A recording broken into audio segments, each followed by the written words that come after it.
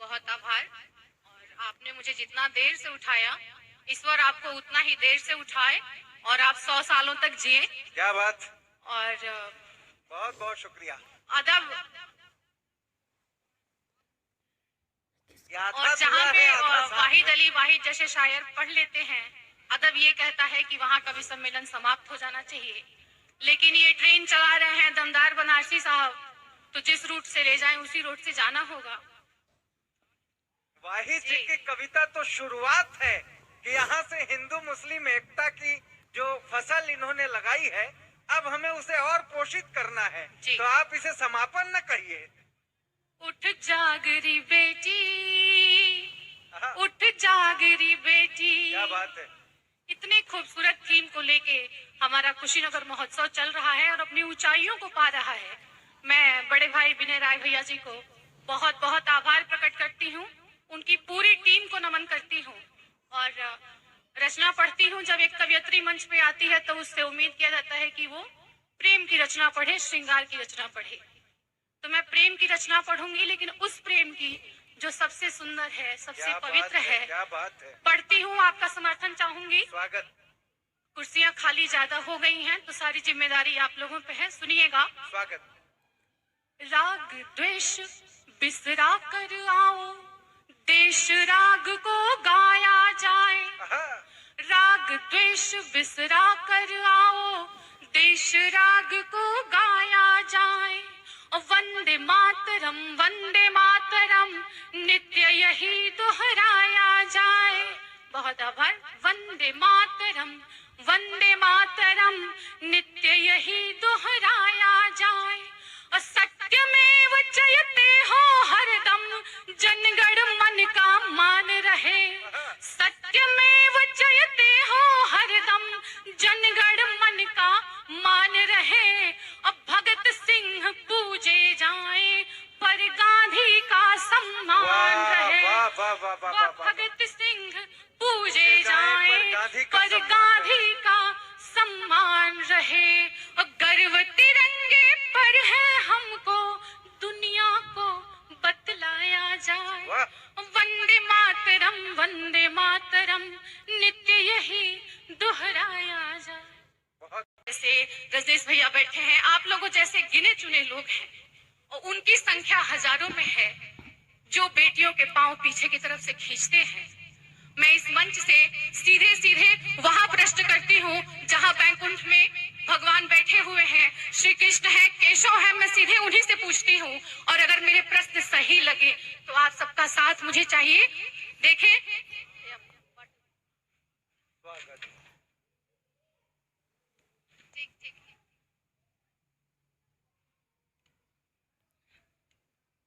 पूछती हूँ मैं सीधे केशव से कि जब जब मैंने अंतःपुर की सीमा लांघी, जब जब मैंने अंतःपुर की सीमा लांघी, और जब जब आगे बढ़ने की है इच्छा जागी, और जब जब चाहा कदम बढ़ाऊं आगे जाऊं, जब जब चाहा कदम बढ़ाऊं आगे जाऊं, और जब जब चाहा नील गगन से ऊंचा जाऊं, तब तब तब तब तब तब जग ने दुर्योधन का रूप धरा है, और तब शकुनी ने पासा फेंका और छला है। कहो न केशव, कहो न केशव, कहो न केशव, कहो न केशव, कितने चीर हरण बाकी हैं। कहो न माधव, आगे कितने रण बाकी हैं। कहो न केशव, कितने चीर हरण बाकी। बहुत आभार, शुक्रिया कि कहो न केशव। और अगले मन में पूछती हूँ कि कितनी अग्नि परीक्षाएं वनवास अभी हैं। क्या बात है। कितनी अग्नि परीक्षाएं वनवास अभी हैं, बाकी कितने तिरस्कार संसास अभी हैं, कि मर्यादा का पाठ अभी कितना पढ़ना है। मर्यादा का पाठ अभी कितना पढ़ना है, और कितनी बार धरा में लज्जा से गड़ना है, कि कहो अभी कितना लांछन सहना है मुझको। कहो अभी कितना लांछन सहना है मुझको, और कितने जन्मों निर्वासित रहना है मुझको, कि आदर्शों के अब कितने चित्रण बाकी हैं। आदर्शों के अब कितने चित्रण बाकी हैं। कहो न राघव, कहो न राघव, आगे कितने रण बाकी है। कहो न राघव। अच्छे, वाह वाह, जोरदार तालियां, वाह क्या बात है। बहुत आभार, बहुत धन्यवाद। कहो न केशव आगे कहो न राघव, कहो न राघव आगे कितने रण बाकी हैं। और अंतिम प्रश्न पूछती हूँ, जब भी किसी द्रौपदी का अपमान होता है तो उसका कारण सिर्फ दुर्योधन नहीं होता है, उसमें कहीं ना कहीं युधिष्ठिर शामिल होता है, कहीं ना कहीं धृतराष्ट्र का पुत्र मोह शामिल होता है, कहीं ना कहीं गांधारी की चुप्पी शामिल होती है, कहीं ना कहीं भीष्म चुप होते हैं, तब जाके एक दुर्योधन बनता है और किसी द्रौपदी की लाज लुटती है। पूछती हूँ मैं कि राजभवन का धीरज आखिर कब टूटेगा? राजभवन का धीरज आखिर कब टूटेगा? सिंहासन का पुत्र मोह क्या ना छूटेगा? अब भरी सभा के बीच दुशासन आखिर कब तक कितनी द्रौपदियों की लज्जा को लूटेगा?